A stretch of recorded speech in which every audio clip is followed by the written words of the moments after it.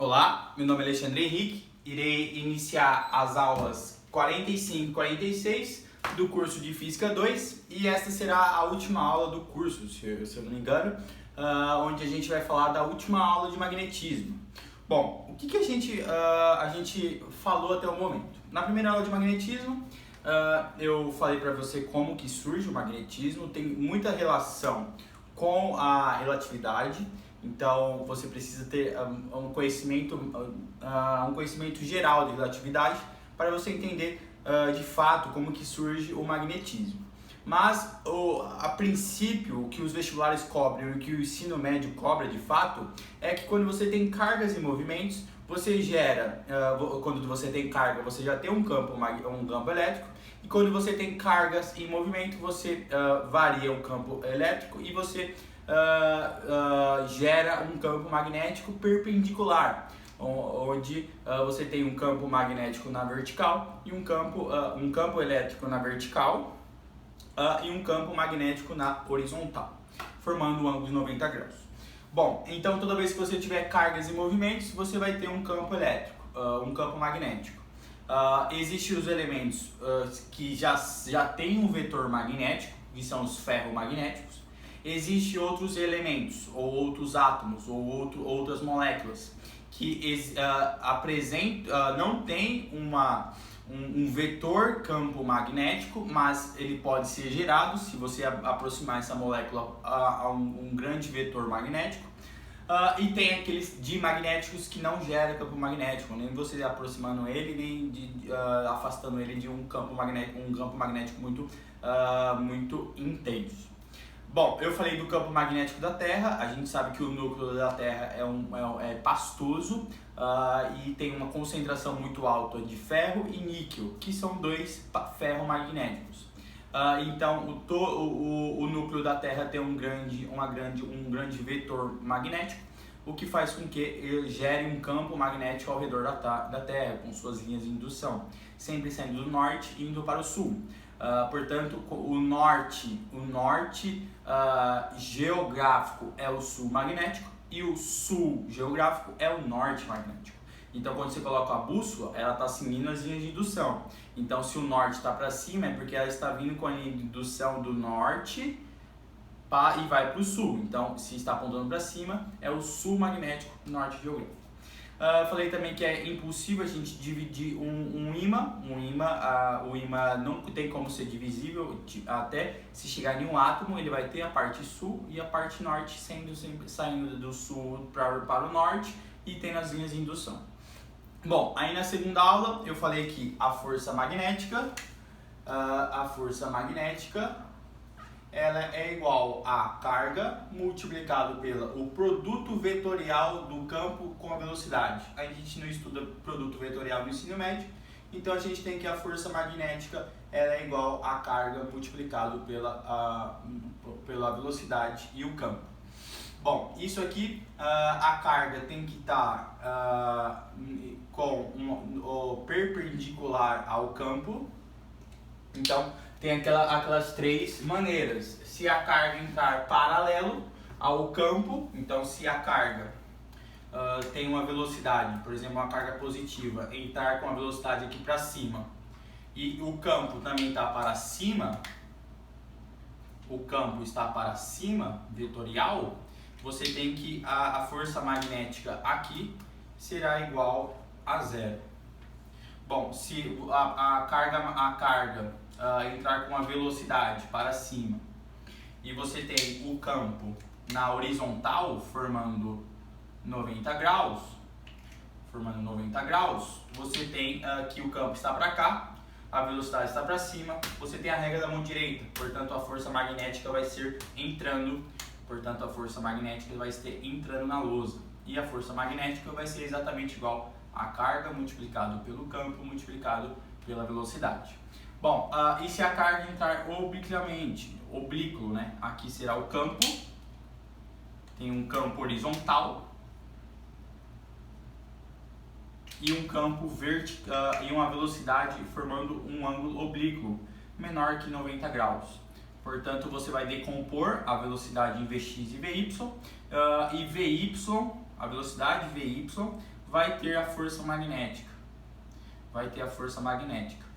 Vai ser uma decomposição, né? Então a carga vai fazer um movimento helicoidal. Vai fazer um movimento helicoidal. Por quê? Porque ela vai ter a velocidade Vx e aqui vai ter a velocidade Vy. Aí o que ele pode perguntar é esta distância aqui, qual será? E a gente fez toda a relação. Bom, a gente pode dizer que quando uma carga ela entra no campo magnético, aqui tem um campo magnético entrando, vamos fazer melhor? Vamos fazer um campo magnético saindo. Eu sempre fiz campo magnético entrando, vamos fazer um campo magnético saindo. Então, um campo magnético indo na sua direção. Então, ele está saindo da lousa, está fazendo essa direção, indo para você. Então, se uma carga entrar com um velocidade aqui, uma velocidade para baixo, o que vai acontecer?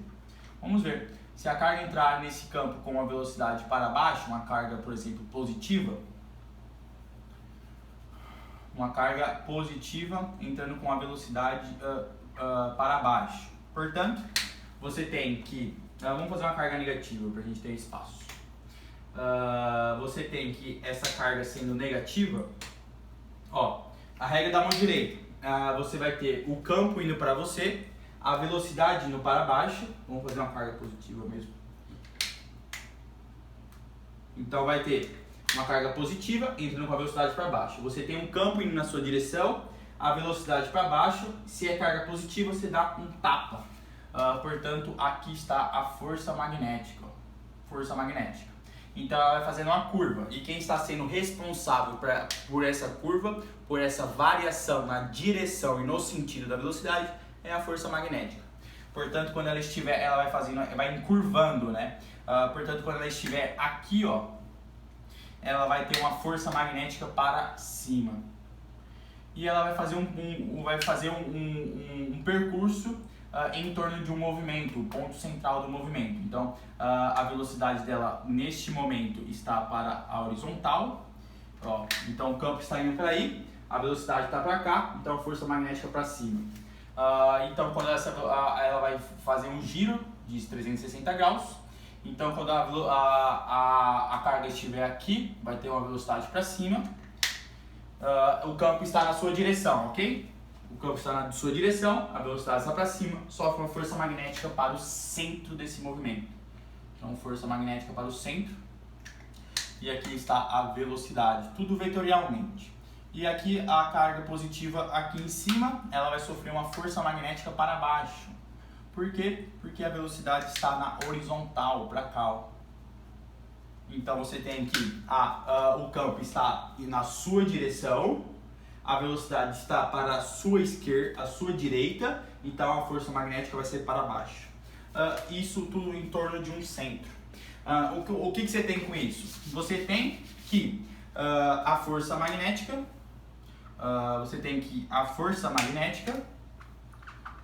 vai ser igual a resultante, portanto, centrípeta, né? Portanto, a força magnética vai ser igual a massa multiplicado pela velocidade ao quadrado dividido pelo raio.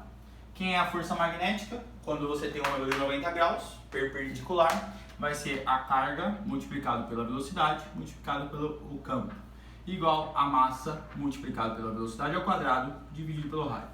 Quem seria o raio? Quem seria o raio em torno desse eixo? Quem seria esse raio?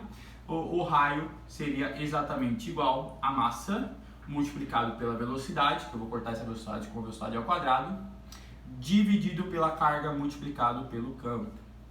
Bom, se está fazendo um movimento circular, você sabe que a velocidade angular, ela é exatamente igual a 2π radianos dividido pelo período. E a velocidade linear vai ser 2πr, que é o comprimento desse círculo, dividido pelo período.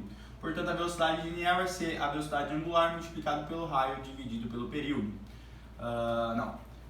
Portanto, a velocidade linear vai ser a velocidade angular multiplicado pelo raio. Então, a velocidade linear, você sabe que é 2πr dividido pelo período. Ele pode te perguntar o período. Quem seria o período?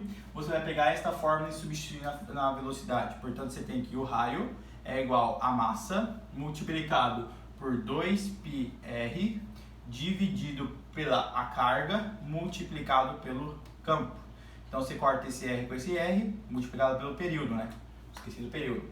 Então o período que a carga tem, o período é o tempo para dar uma volta completa. Você tem que o período vai ser 2π multiplicado pela massa dividido pela carga multiplicado pelo campo. Então você tem uma relação porque você tem uma proporcionalidade, isso aqui sempre é constante. Portanto, quanto maior a massa, maior será o período. Quanto maior ser o campo, menor será o período. Quanto maior ser a carga, menor será o período. Você serve para essa mesma relação. Bom, a gente também pode achar a velocidade angular. Por quê? Porque a velocidade linear é a velocidade angular multiplicado pelo raio. Então você tem que o raio é igual a massa multiplicado pela velocidade angular multiplicado pelo raio, dividido pela carga multiplicado pelo o campo magnético. Você pode cortar os raios, portanto a velocidade angular será igual a carga multiplicado pelo campo dividido pela massa. Você pode ter todas essas relações a partir disso, a partir da força magnética igual à força resultante centrípeta. Depois você faz toda essa dedução. Bom, isto foi na segunda aula. Já na terceira aula, eu falei que quando você tem um fio dentro de um campo magnético, então você tem um fio e esse fio está dentro de um campo magnético, ele está dentro de um campo magnético constante, entrando, digamos assim, você vai ter uma força magnética. Por quê? Porque se esse fio tem uma corrente nesse fio, se ele tem uma corrente, ele acaba sofrendo uma ação da força magnética que ele está dentro, porque a força magnética está entrando, a corrente está para cima, portanto as cargas estão no movimento para cima, ele vai sofrer uma força magnética para o lado esquerdo. E a força magnética, bom, se tem um comprimento, esse fio tem um comprimento, então a força magnética que esse fio sofrerá é igual a carga, a carga multiplicado pelo campo multiplicado pela velocidade. Ok, então a força magnética vai ser todas as cargas do fio, portanto N vezes Q multiplicado pelo campo que ele está inserido, um campo constante multiplicado pela velocidade da carga. O que seria a velocidade da carga? A velocidade da carga seria justamente esse comprimento dividido pelo tempo. Então você tem que a força magnética vai ser igual a carga multiplicado, a quantidade de carga multiplicada pela carga elementar, multiplicado pelo campo, multiplicado pelo deslocamento, que seria o ΔS, o tamanho do fio, dividido por ΔT, que é a velocidade. Então você tem que a força magnética, isso aqui tudo é a corrente, multiplicado pelo campo, multiplicado pelo tamanho do comprimento do fio. Portanto, a força magnética vai ser igual a Biu. Isso em um fio, ok? Bom, eu falei disso também. E um fio dentro de um campo magnético. Ele está sofrendo uma força magnética, tem relação com a corrente desse fio e o tamanho desse fio. Mas eu também falei da espira, isso na aula anterior, só uma revisão para a gente começar o assunto desta aula. Eu falei também na espira, quando você tem um campo magnético constante, aqui é o norte e o sul, portanto as linhas de indução estão indo do norte para o sul. E você tem uma espira, essa espira com uma corrente elétrica, aqui vai ter uma força entrando, por quê? Porque se a corrente elétrica está saindo daqui, fazendo aqui e aqui. Bom, aqui nas horizontais está em paralelo, portanto não tem força magnética. E em cima você tem uma força elétrica, uma força magnética, se o campo está para cá, a corrente está para cá, uma força magnética entrando. E aqui se o campo está para lá, o campo está para lá, a corrente, que as cargas e movimentos está para baixo, portanto você tem uma força magnética entrando na tela, portanto entrando, indo para a sua direção. Então isso aqui vai ter um eixo de rotação, então você vai ter que o torque vai ser exatamente igual a 2 vezes a força magnética multiplicado pela distância entre a força e o eixo de rotação. Portanto, o torque vai ser igual a 2 vezes a força magnética, que é Biu, 2 vezes Biu, multiplicado pela distância do eixo de rotação.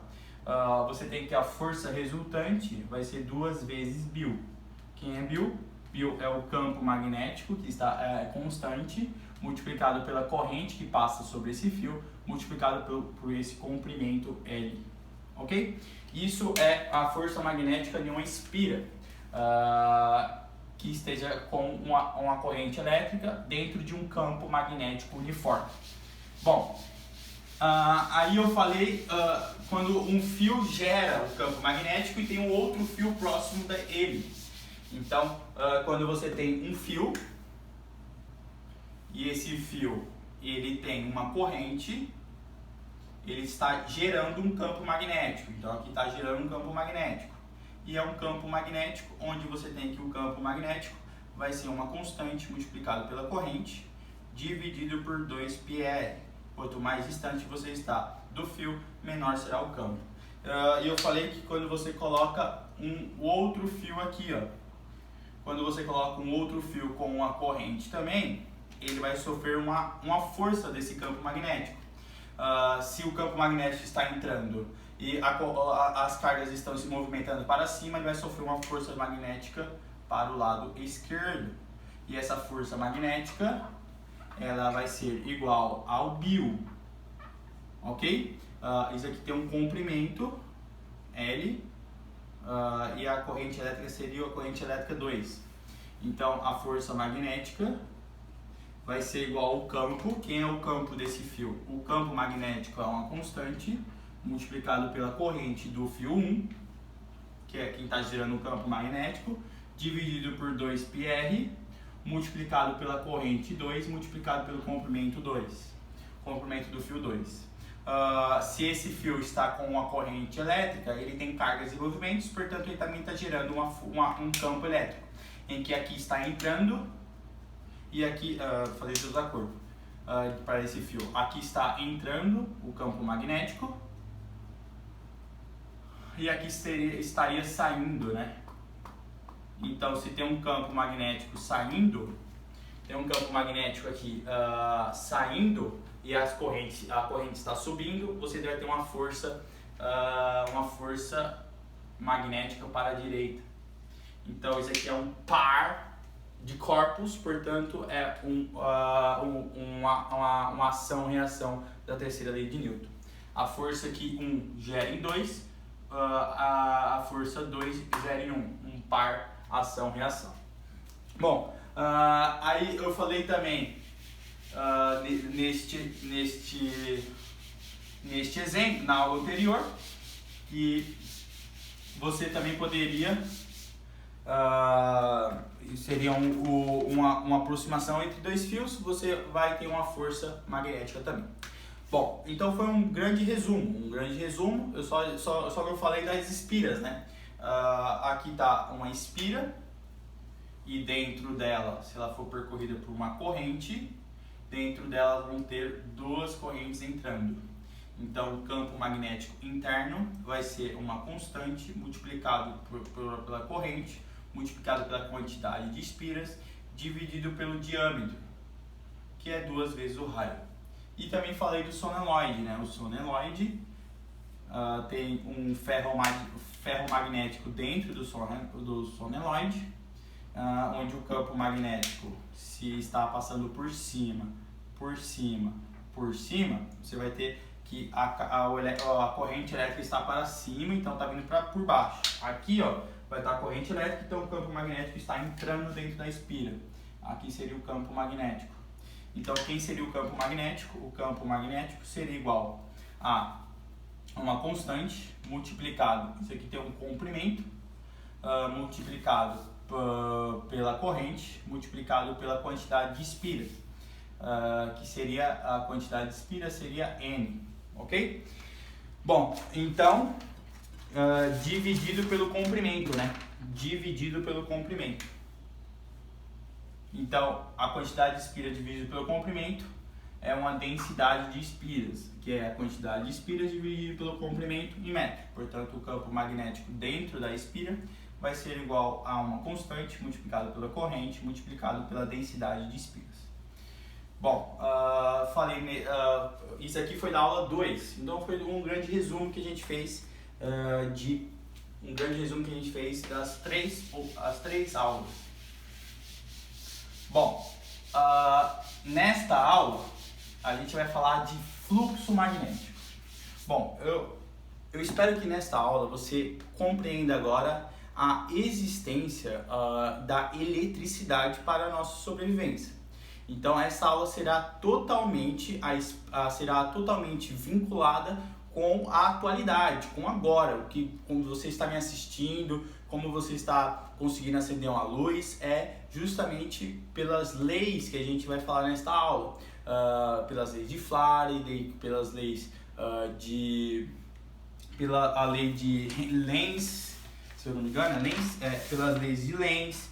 Então a gente vai começar a falar justamente de energia. Bom, primeiro eu vou apagar tudo e a gente vai falar de fluxo magnético. Fluxo quer dizer variação. Então, se a gente está falando de fluxo, é uma variação, mas é um fluxo magnético. Portanto, é uma variação magnética. Vamos lá. Bom, então eu vou colocar aqui fluxo magnético. Bom, o fluxo magnético, imagine que você tem um ímã, ok? Então aqui seria o norte e aqui seria o sul. Você sabe que o ímã tem as linhas de indução. Então aqui tem uma linha de indução saindo do norte indo para o sul, uma outra linha de indução, uma outra linha de indução. Então sempre saindo do norte para o sul. Aqui vai ter uma outra linha de indução, uma outra linha de indução, uma outra linha de indução. Bom, você concorda que se você pegar uma espira quadrada e colocar aqui, você concorda que ao colocar aqui essa espira, ela vai estar entrando nessa espira 3 linhas de indução, certo? Vão estar entrando nessa espira 3 linhas de indução.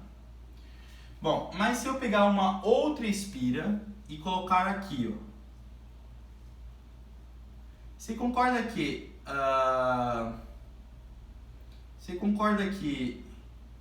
vão estar entrando mais linhas de indução dentro dessa espira? Portanto, se você está aumentando as linhas de indução, você está aumentando o fluxo de linhas de indução magnéticas dentro da espira. Então aqui tem uma quantidade e aqui tem uma outra quantidade. E a gente aprendeu que quando você aumenta o campo, ou melhor, quando você aumenta a quantidade de linhas de indução dentro de uma esfera, maior será uma força que vai estar agindo ali, ok? Então você pode variar a quantidade de linhas dentro de uma espira, variando ela em posicionamento, ok? Eu coloquei ele aqui, tem 3 linhas de indução, ok, tem milhares, mas aqui ia ter muito mais, porque está saindo muito mais linhas daqui e entrando nessa espira do que aqui seria a linha, aqui seria assim, né? Entrando e estaria saindo. Né? Estaria entrando por trás. Então aqui tem uma quantidade de linhas de indução muito maior entrando. Bom, então você tem como variar o fluxo. Aqui você vai ter uma força maior que aqui, porque você tem mais linhas agindo dentro dessa espira. Ok.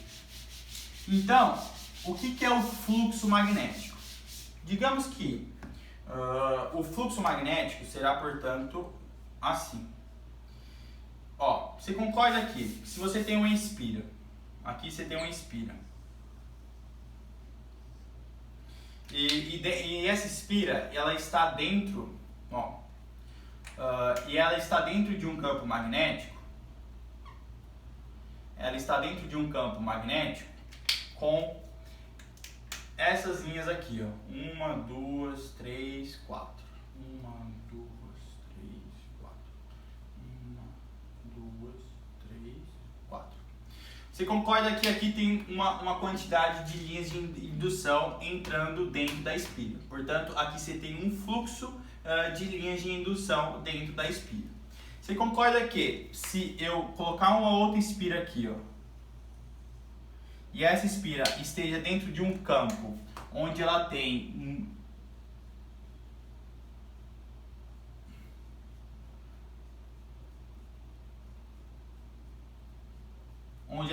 ó a quantidade de linhas de indução dentro dessa espira. Então ela está dentro de um fluxo com maior quantidade de linhas de indução. Portanto, ela está com um fluxo de linhas de indução magnéticas maior que essa.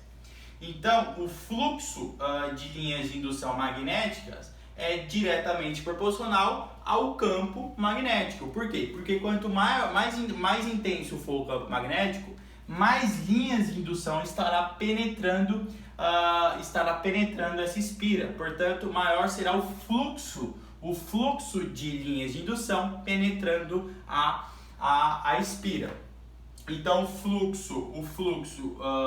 fluxo magnético, ele é proporcional ao campo. Então, vamos colocar aqui, ele é proporcional ao campo. Ok. Bom, você concorda que se você deixar um fluxo constante, vamos deixar esse fluxo aqui constante. Digamos que você tem esse fluxo aqui com mais umas 3 linhas. Então, vai ficar 3 linhas. Vamos fazer 3, 6, 9. E aqui vai ter mais 2, né? Você concorda que a área desses aqui tem 9 linhas de indução entrando. Portanto, 9 fluxos de linha de indução magnética entrando nessa espira. Você concorda que se eu tiver uma espira e essa espira tenha um tamanho menor, ele vai ter uma quantidade de fluxo entrando dentro dessa espira menor? Então, a área dessa espira, ela é diretamente proporcional ao fluxo. Portanto, quanto maior a área, maior será a quantidade de fluxo. Maior será a quantidade de linhas de indução entrando na espira. Enquanto quanto menor for a área da espira, menor vai ser as linhas de indução entrando dentro da espira. Portanto, menor será o fluxo. Então, ela é diretamente proporcional à área também. Então, multiplica pela área, ok? Bom, agora a gente vai entender o seguinte. Tem mais uma relação. E a relação é o seguinte. Bom, vou apagar aqui e vou tentar te explicar isso usando um prato. E vou falar, primeiramente a gente vai dizer o seguinte, que tem um fluxo entrando aqui, tem linhas de indução, digamos que você está dentro de um imã, uma ferradura, e tem linhas de indução saindo do norte e indo para o sul. Portanto, tem linhas de indução saindo, entrando na tela, entrando na lousa, ok? Saindo daí da câmera e entrando aqui na lousa.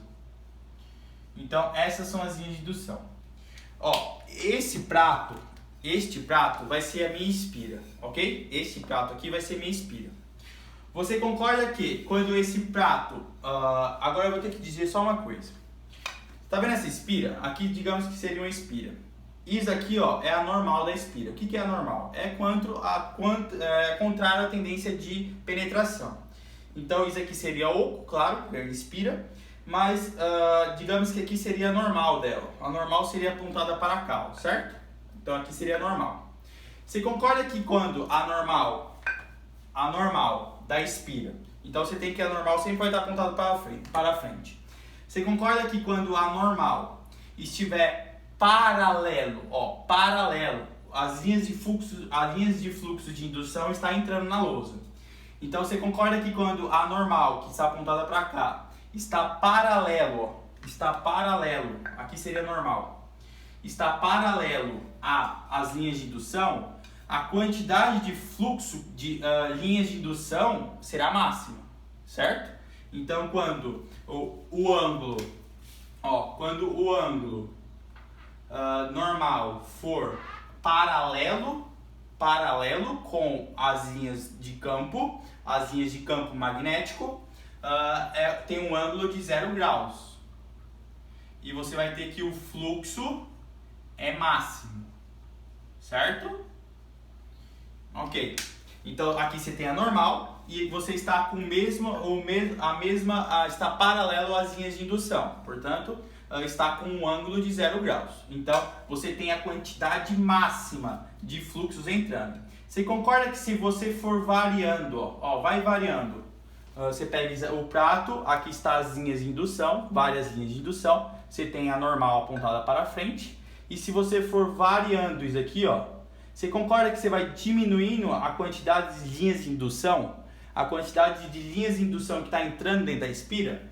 Então, quando você está paralelo às linhas de indução, a sua normal está paralela às linhas de indução, você tem a quantidade de fluxo máximo. Você tem a quantidade de linhas de indução penetrando a espira máximo. E quando você vai girando a espira, você fica assim. Quando você está assim, se isso aqui fosse totalmente reto, não ia entrar nenhuma linha de indução. E aqui está a normal, A normal e as linhas de campo estão formando 90 graus. Portanto, quando o ângulo da normal tiver 90 graus com as linhas de campo, o fluxo vai ser mínimo, ou zero, né? Qual relação trigonométrica tem que quando o ângulo for zero, você tem o número máximo? E quando o ângulo for de 90 graus, você tem o número mínimo? É justamente o cosseno. O cosseno de 0 graus é igual a 1.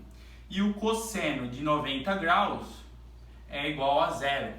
Então, o fluxo magnético tem uma relação diretamente proporcional ao cosseno. Deixa eu soltar esse prato aqui. Então, o fluxo magnético tem uma relação diretamente proporcional ao cosseno do ângulo formado entre a normal e as linhas de indução. Então, isso aqui é fluxo magnético. Você consegue variar o fluxo magnético dentro de uma espira com a quantidade de linhas, que seria a intensidade do campo magnético, com a área. Se você diminui a área, você diminui a quantidade de linhas de indução penetrando na espira. E quando você aumenta a área, você justamente diminui as linhas. Quando você aumenta a área, você aumenta as linhas de indução entrando dentro da espira. E é diretamente proporcional ao cosseno de θ. Cosseno de θ é justamente a normal da espira em relação às linhas de indução. Quando você está paralelo, então digamos que isso aqui seja o fluxo e aqui seja normal. Você tem um ângulo de 0 graus. Você está com um ângulo de 0 graus, porque está paralelo. E quando a normal ela vai variando, por quê? Porque a espira está rotacionando, você fica com um ângulo de 90 graus e você fica sem entrar nenhuma linha de indução dentro da espira. Portanto, você tem o número mínimo de linhas de indução, que é praticamente zero. Então, é diretamente proporcional ao cosseno de θ, que é a normal e as linhas de indução. É um pouco complicado entender isso, mas se você fazer um esforço, você entende. Então, não tem outra maneira de eu explicar. A única maneira seria essa, com esse prato. Espero que vocês tenham entendido. Vou apagar aqui e agora a gente vai entender o que é isso. Isso aqui foi tudo a gente fez uma dedução do fluxo magnético. Então, o fluxo magnético, ele é igual ao campo, a intensidade do campo, é proporcional à área e é proporcional ao cosseno entre a normal e o fluxo magnético.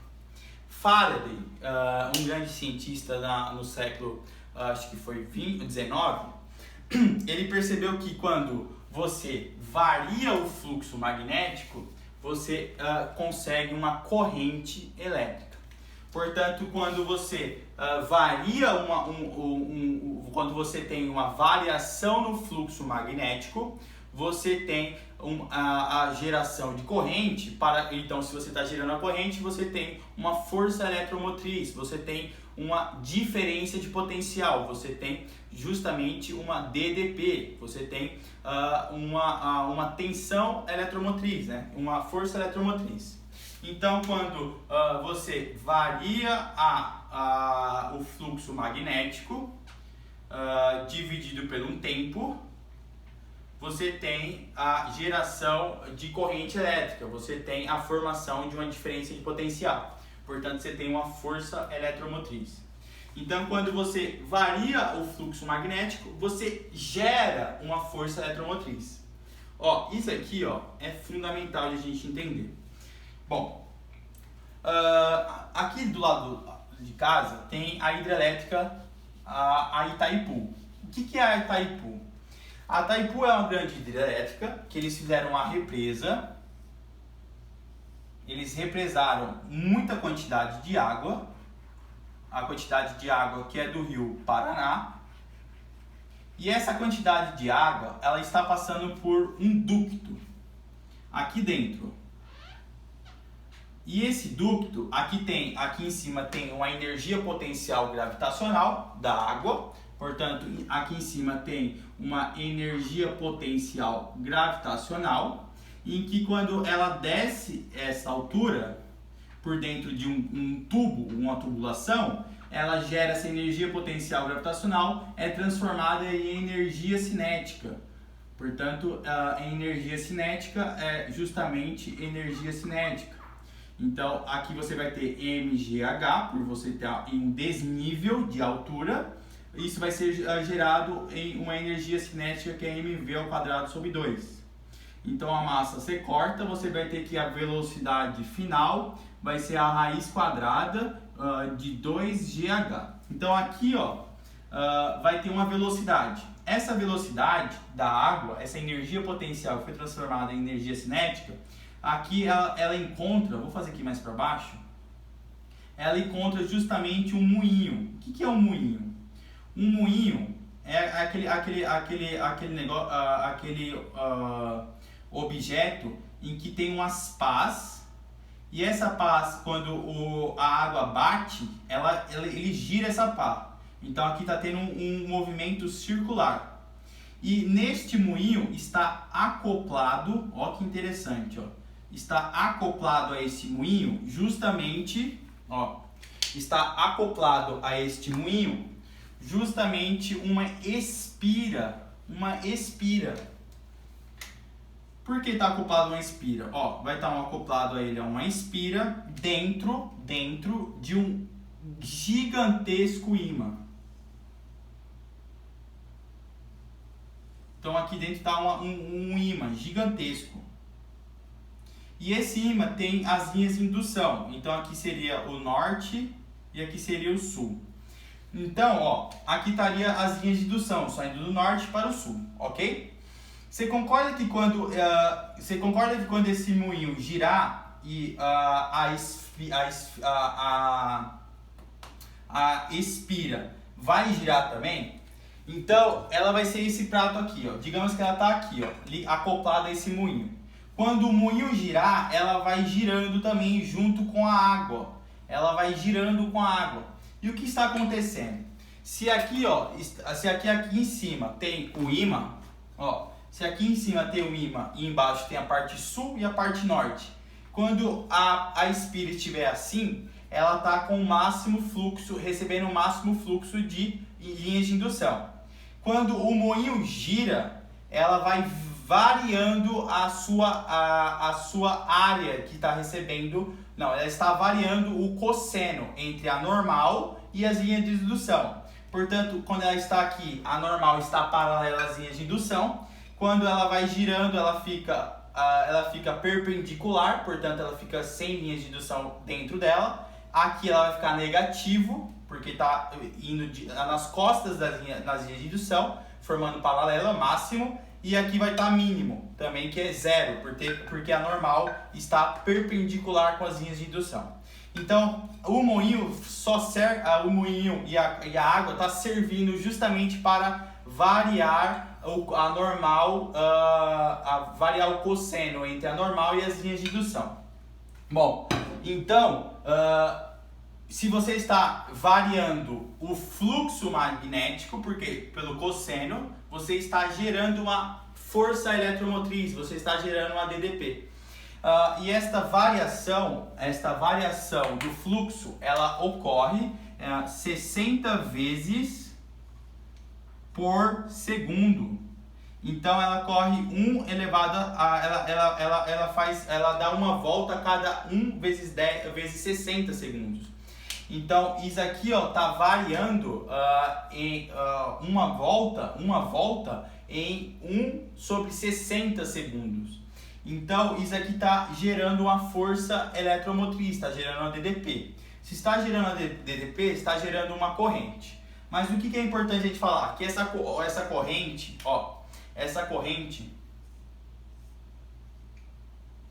ela está sendo positiva primeiro. Por quê? Porque quando ela está assim, com a normal, ela está positiva, ela vai para zero, a corrente vai para zero. Por quê? Porque quando você zera isso aqui, você acaba com fluxo. Portanto, ela vai para zero e depois ela fica negativa. Então ela fica negativa aqui, menos 1, menos I, né? Fica negativa e é positiva. Então aqui, ela fica nesse movimento, ela fica positiva, 0, negativa, 0, positiva, 0. Isso aqui, é a corrente alternada. Se você pegar aí na sua casa um celular que grave lentamente e pegar uma luz fluorescente, por exemplo, uma incandescente, se você gravar lentamente, você vai perceber que ela fica apagando e acendendo, apagando e acendendo, apagando e acendendo. Por quê? Porque a corrente que está gerando aqui na hidrelétrica, ela é uma corrente alternada. Uma hora ela vai para um lado, outra hora ela vai para o outro. Ela é uma corrente alternada. Uma hora os elétrons estão indo para um lado, outra hora eles estão indo para os outros.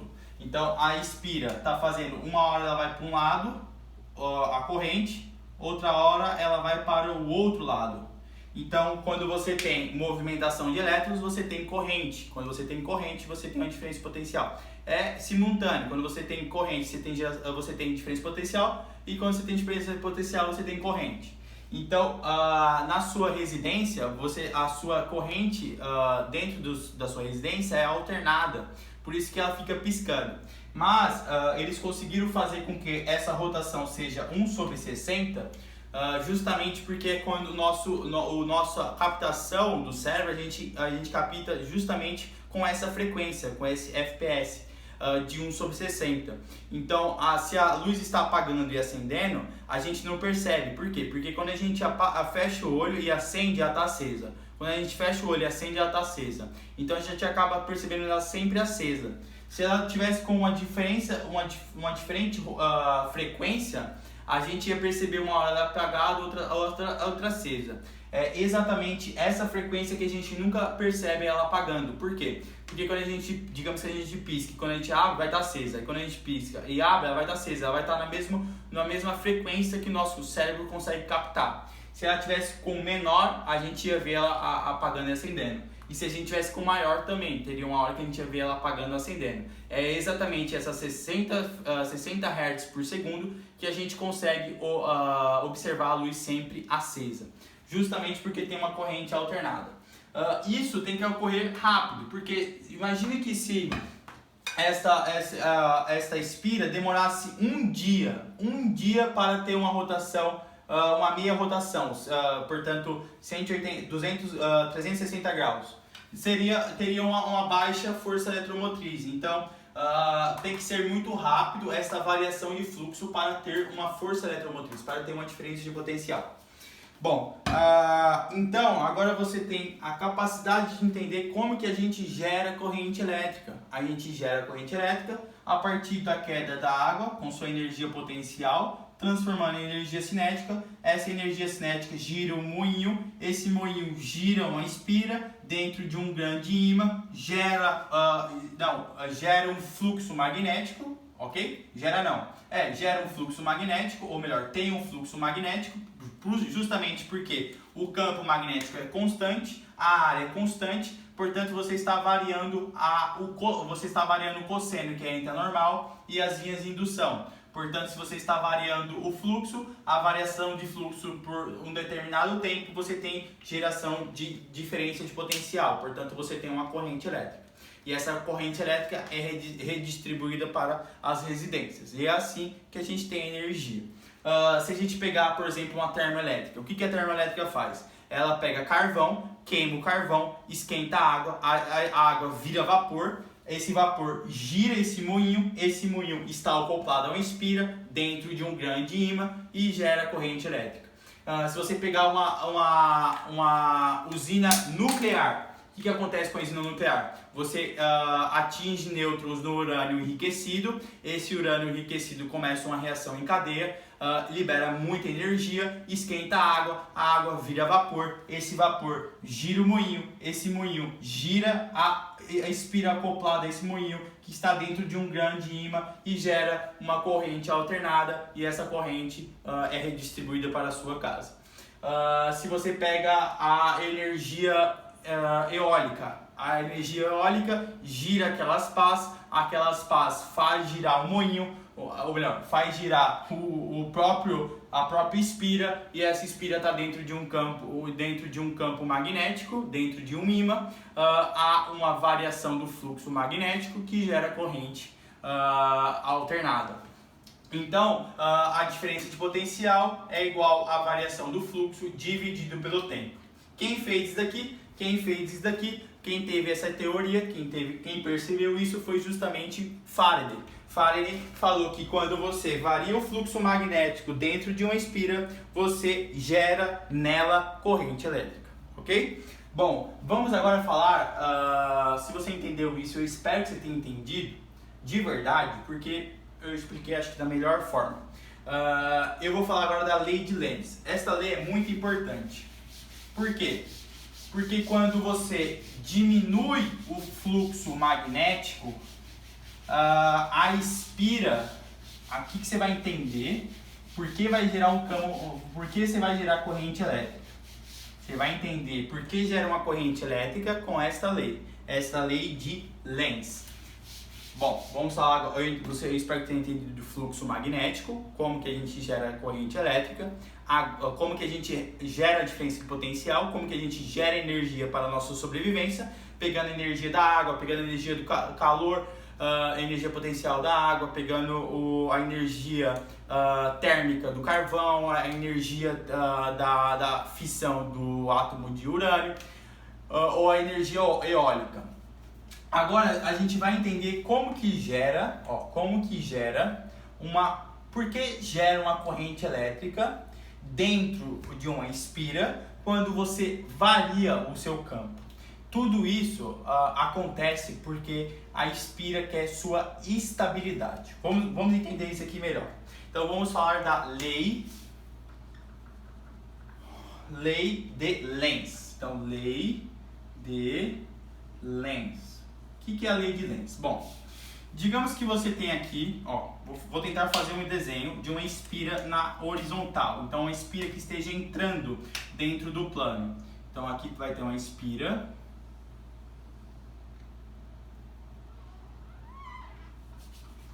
Então, vou tentar fazer uma espira. Nossa.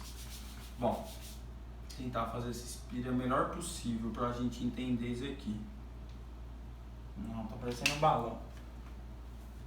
Bom, vou tentar fazer aqui.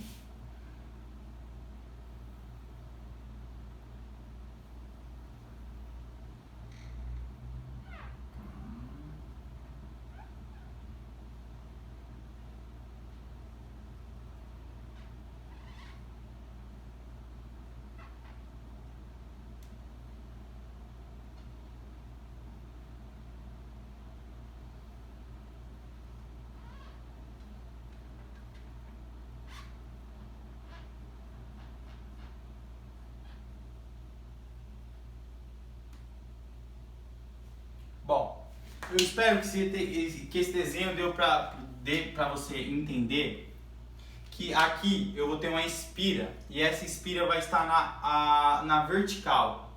Na vertical. Digamos que essa espira está assim, ó. Exatamente assim. Ok? O que vai acontecer? A lei de Lenz, ela vai explicar exatamente como que ocorre a formação de corrente elétrica. Por quê? Porque a lei de Lenz, ela fala o seguinte, que quando você tem um ímã, e este ímã se aproxima, quando esse ímã se aproxima da espira, ele está aumentando as linhas de indução dentro da espira. Então aqui ó, vai ter as linhas de indução, saindo do norte e indo para o sul. Então aqui vai estar as linhas de indução. Então tem um monte de linha de indução aqui, certo? Quando você aproxima a espira, você aproxima o ímã da linha da espira, o que está acontecendo?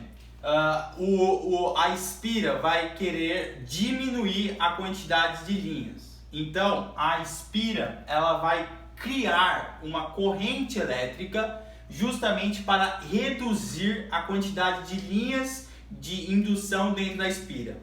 Então, como que ela conseguiria reduzir? Você concorda que se ela criar uma corrente de lá, então se uma corrente estiver saindo daqui, ó, se uma corrente fizer este movimento aqui, ó, então você tem que a corrente está fazendo este movimento, não, se ela fizer se criar uma corrente elétrica para cá, ó, então a corrente elétrica está para cá.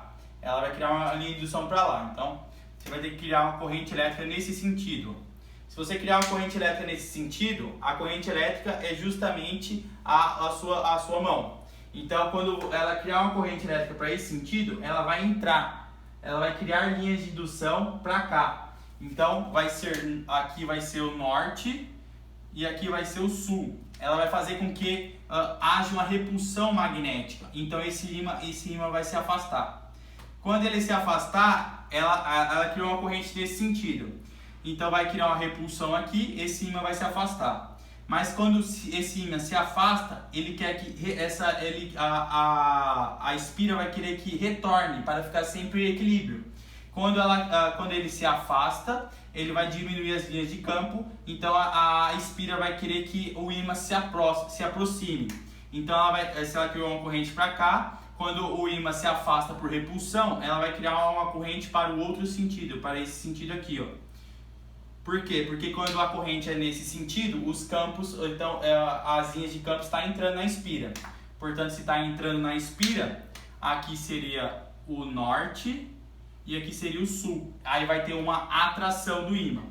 Portanto, se você pegar uma espira, pegar um ímã e ficar fazendo assim, ó, fazendo exatamente isso com a espira, você vai gerar uma corrente alternada. Você está gastando energia biológica para geração de energia elétrica, porque você tá gerando corrente elétrica na espira.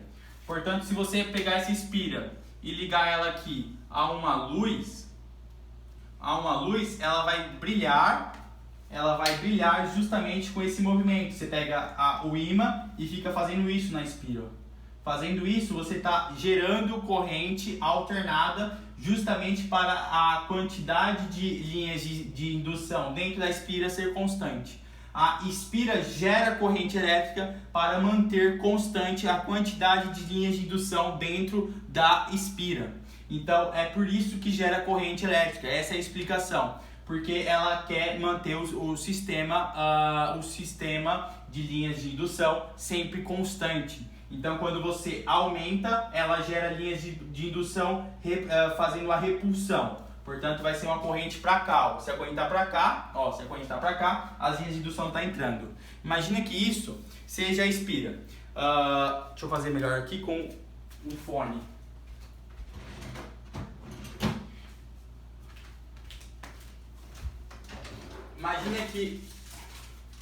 Imagina que esse fone, ele é uma espira, ok? Isso aqui é uma espira. Então, se eu venho com o ímã, imagina que o ímã aqui é o norte e aqui é o sul. Se eu venho com o ímã para dentro da espira, você está aumentando a quantidade de linhas de indução. O que a espira vai fazer? A espira vai criar corrente elétrica nesse sentido, nesse sentido, por quê?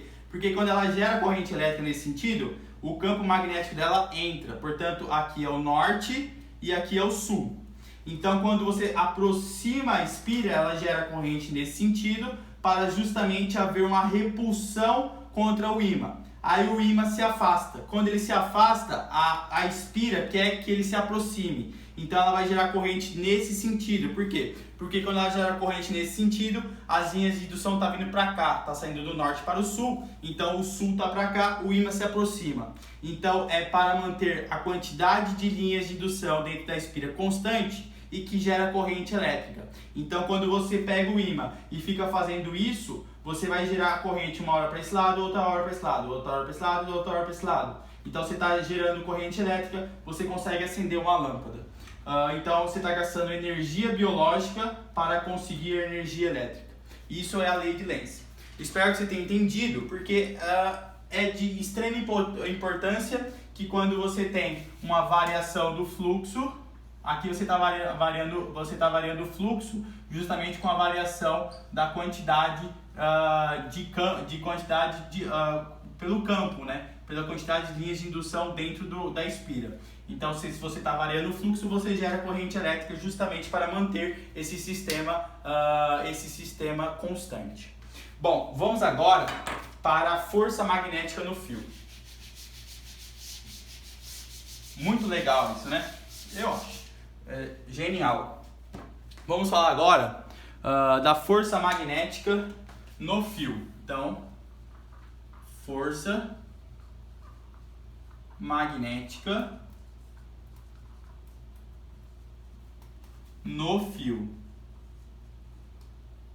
Digamos que você tem aqui um campo magnético, um campo magnético constante. E nesse campo magnético você tem um fio. Sendo que dentro desse fio você tem aqui uma estrutura dentro desse fio e esse fio é móvel, ok? O que vai acontecer? Quando se tem elétrons em movimento ou cátions em movimento, né, por causa da corrente convencional, você tem cargas positivas em movimento para cima, para o lado, para a direita e nesse fio também, que seria para a esquerda, ok? O que vai acontecer? Se o campo magnético está entrando, portanto tem um campo magnético entrando, um campo magnético constante entrando. Se esse campo magnético está entrando, você tem corrente elétrica para cá, você tem cargas movimentadas para a esquerda, você vai ter uma força magnética, porque é positivo, dando tapa para baixo. Então você vai ter força magnética para cá, força magnética. Ok? Se você tem força magnética, você tem uma força resultante. Por quê? Porque a força resultante vai ser justamente porque esse fio aqui está móvel, esse fio tem mobilidade. Se você tem força resultante, você vai ter justamente, uma variação no movimento, porque você tem uma força resultante, quando você tem força resultante, você tem uma aceleração, se você tem aceleração, você tem movimento. Então, essa parte aqui vai se movimentar para baixo. Então, digamos que você tem uma outra quantidade de fio aqui, ó. Então, esse fio estava aqui e agora ele veio para baixo. Ó. Ele está aqui agora. Então, ele estava aí e ele veio para baixo. Ok? Ao ir para baixo, você aumentou a área de fluxo magnético. Antigamente era só isso, agora você vai ter isso, isso, isso e isso. Ok? E aqui ó, a área vai ser o seguinte, aqui vai ser a área, aqui vai ser o comprimento e aqui vai ser a largura. Então você tem que, o fluxo magnético, ele é igual a o campo multiplicado pela área multiplicado pelo cosseno de θ. O cosseno eu deixei constante. O campo também é constante. O que você variou? Variou a área. Portanto, você tem que o fluxo magnético ele é igual a área, né? Quem é a área? A área é justamente esse comprimento multiplicado por esse, certo? Então, é o comprimento é o L, esse comprimento vai se manter, só vai ser esse. Portanto, vai ser o fluxo magnético multiplicado pelo cosseno de θ, que é constante, igual a 1, porque está 90 graus, multiplicado pelo L. Sendo que esse L, ele é justamente, o comprimento, né, em um determinado tempo. Então, você vai ter L dividido pelo tempo, porque você sabe que energia, ele é o fluxo magnético dividido pelo tempo. Então, a energia é o fluxo magnético, que é o campo magnético, multiplicado pela área, multiplicado pelo cosseno de θ, dividido pelo ΔT. Quem seria o delta? A área seria esse comprimento, que já é o normal, e essa largura que está variando. Portanto, a variação é na largura.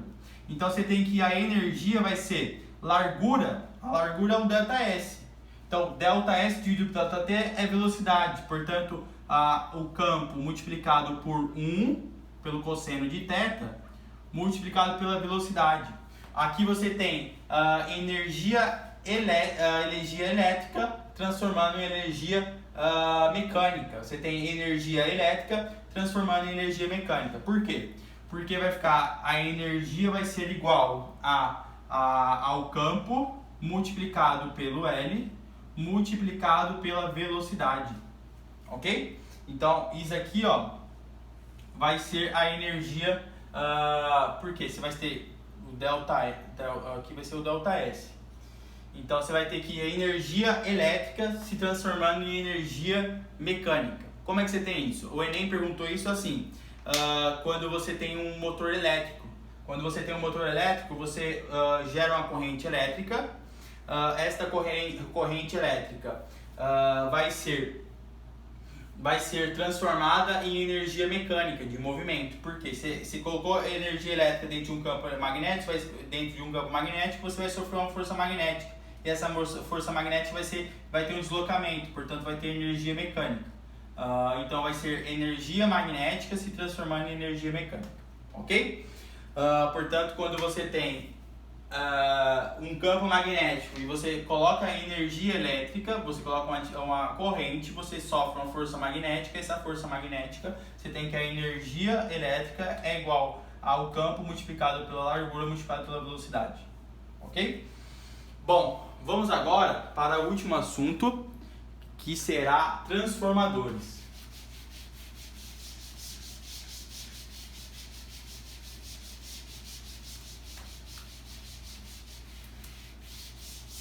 Então vamos falar dos transformadores. Transformadores. Bom, o que é um transformador?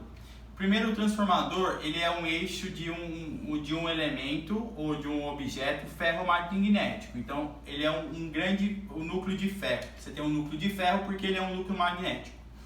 E aqui, ó, você conecta com esse ferro magnético, com esse núcleo de ferro magnético, justamente uma corrente. Então tem quatro correntes aqui, certo? Vamos colocar mais uma aqui, ó, 5. E aqui, ó, você liga isso aqui a um fio que tenha duas saídas. Então aqui você vai ter 4 e aqui você vai ter, ó, 4 ligamentos, 4 espiras, e aqui você vai ter só duas espiras. Então, ó, se você tem uma espira, se ela está entrando aqui, ó, com esta corrente, ela vai gerar um campo magnético para baixo. E esse campo magnético ele vai ser redistribuído para todos os lados, para todo o elemento que é ferromagnético. Então ele vai gerar um momento e vai gerar um um campo magnético em todo o ferro magnético. Bom, para você gerar uma diferença de potencial, que é o que você precisa dentro de um transformador, se você gerar uma corrente aqui, ó, se você colocar uma corrente aqui, uma corrente constante, que não seja alternada, seja uma corrente contínua, você não vai ter variação no campo, você não vai gerar corrente elétrica aqui. Agora, se você vir com uma alterada, uma vez ela indo para cá, outra vez ela indo para cá, você vai gerar uma variação no fluxo, no fluxo magnético. Portanto, você vai gerar uma variação no fluxo magnético dentro desses dois espiras. Se você está gerando uma variação no fluxo magnético dentro de um espira, você gera corrente elétrica. Então, se você vir com uma voltagem aqui, ó, de 220 volts, com uma corrente alternada aqui, você tem que o fluxo é igual à área, a variação do fluxo magnético, L é igual à variação do campo magnético, multiplicado pela área, multiplicado pelo cosseno de θ. Aqui, ó, a área é constante, porque são as espiras, e o cosseno também é constante, sempre vai, o fluxo e as espiras está fazendo 0 graus, está paralelo, portanto é 1. Então você tem que o fluxo magnético no transformadores é dependente da variação do campo magnético. Como é que você varia o campo magnético?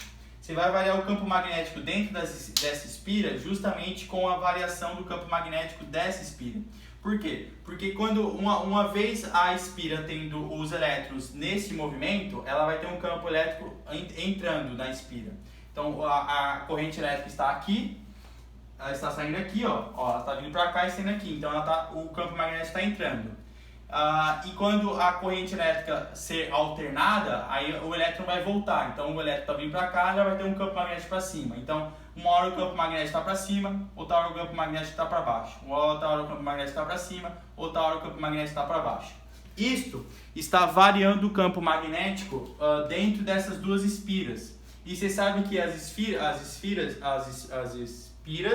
ela tem que o campo magnético da dentro de uma espira é igual a uma constante multiplicada pela corrente dividido por 2πr. Não, dentro de uma espira é só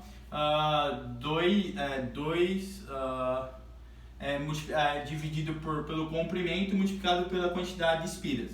Então o campo magnético vai ser uma constante multiplicada pela corrente multiplicada pela densidade de espiras. Então aqui a densidade de espira é constante, isso aqui é constante, então você tem que a corrente é diretamente proporcional ao campo magnético, ok? Então, se você está variando o campo magnético, você está criando o fluxo magnético, portanto você está criando uma corrente aqui. E esta corrente, por aqui ter 4, vai ter uma diferença potencial. E aqui vai ter uma diferença potencial pela metade. Então aqui vai ter uma diferença de potencial de 110 volts. Por quê? Porque tem quantidades menores de espiras. Então quanto menor for a quantidade de espira, menor vai ser a diferença de potencial. Então você tem uma relação direta, que a diferença de potencial da entrada é diretamente proporcional à quantidade de espiras da entrada. Isso vai ser igual à diferença de potencial da saída, que é diretamente proporcional à quantidade de número de espiras da saída. Então é a relação entre diferença de potencial e a quantidade de espiras. Aqui tem 4 espiras, aqui tem 2 espiras, que são as soleноides, né?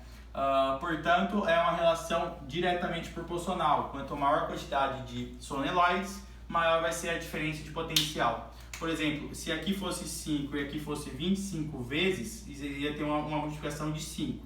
Então, se aqui é 220 volts, se aqui tivesse 25 espiras, portanto, 25 solenoide, um solenoide com 25 espiras, aqui teria uma 220 volts dividido por 5, vai ser igual a diferença potencial na saída dividido por 25. Aqui, se eu corto a quarta, vai ficar que a diferença potencial vai ser 220 multiplicado por 5. Isso aqui vai dar 220 multiplicado por 5, você tem 0, 0, 10, 11, 1100 volts.